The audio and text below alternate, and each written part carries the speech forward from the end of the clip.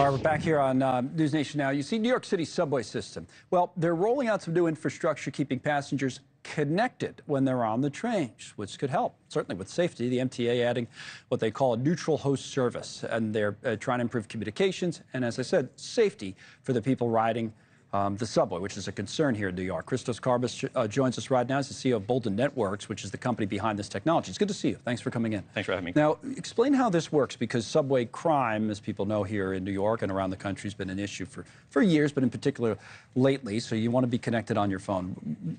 Where do you guys come in? What are you doing? Sure. So where we come in is we design and install the neutral host networks, which is basically one big network that connects to all the carrier networks. So Verizon, AT&T, and T-Mobile, they connect to the Boldyn networks that we have within the MTA subway system. So what's different about what you do versus what they do? In other words, AT&T couldn't just do this themselves. Well, we're a neutral host, so we designed the system to work for all of the carriers. So this way, because in the past, maybe I'm wrong about this, but I seem to remember years ago you had one type of phone, it might work for a little while, you go into the tunnel, right? But now, no matter what, every phone, T-Mobile, AT&T, Verizon, whatever you have, it works. Correct. Well, as a neutral host, so we design that system, we install it, and then all the carriers connect to that one network.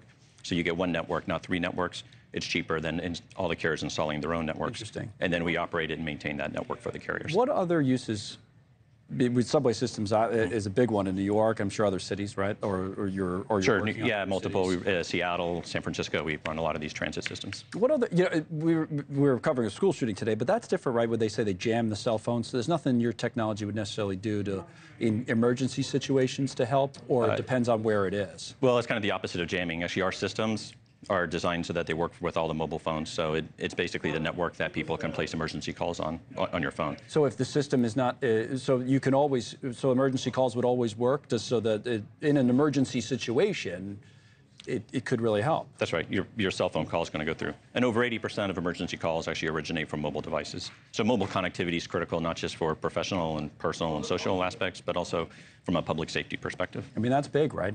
Where else do you see it building out from here? What's next for you guys? Sure.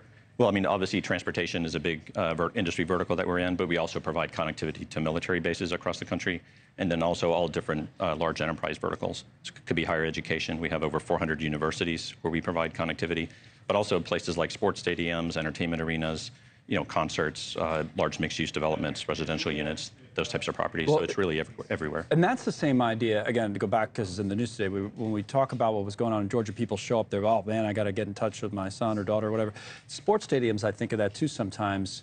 It's always a worse fear, but we've seen it certainly overseas. Something happens, and everyone's on the phone at once. That's right. How does your technology interact with that if there's so many people using the phone at the same time? Which was, by the way, this is the infancy of cell phones, but that was the issue I remember on 9/11. We still had payphones then. That's right. But none of the phones worked for a while. That's right. I mean, the challenge is a capacity challenge where when everybody gets on their phone at the same time, the network can only handle so much capacity. So the real trick is when you design these systems, you have to design them for what you think the peak capacity is going to be. And if you think about sports stadiums and entertainment arenas, that's not that difficult to project. Everybody's going to want to be on their phone at the same time. So you have to design those systems to accommodate that type of usage. But without a technology like this, they wouldn't ordinarily be, because it would just be whatever the area's capacity was. That's right. If you were just on the outdoor macro network, it's generally where you are is going to have a hard time handling the capacity of everybody in the community trying to be on the same cell site basically at the same time. So in a rural area, I'm thinking of a big football stadium somewhere. They got 100,000 people, like Ann Arbor, Michigan or something. Right. But like that area, I don't know anything about Ann Arbor, Michigan's cell phone capabilities, but that area maybe wouldn't be able to handle it, whereas your company comes in and you can handle it. That's right. It really depends. I mean, I think the big stadium arenas are a bit easier because you can project the capacity that's going to be there. So we can design the systems for that. But when you get into the outdoor, more rural environments, it becomes harder. A lot of uses for this, right? It was very nice to meet you. Really interesting technology and company. Keep us up to date on where you go next. But New York City subway is a pretty big one, right? It absolutely is. We're investing over $1 billion into New York, so a lot going on here. Good news. A lot of people want to be able to be connected and feel a little bit better. Thanks. Nice meeting you, Chris. Thank you, Connell. Okay. Thanks so much for watching. Just go to joinnn.com to find NewsNation on your television provider. And don't forget to click the red subscribe button below to get more of NewsNation's fact-driven, unbiased coverage.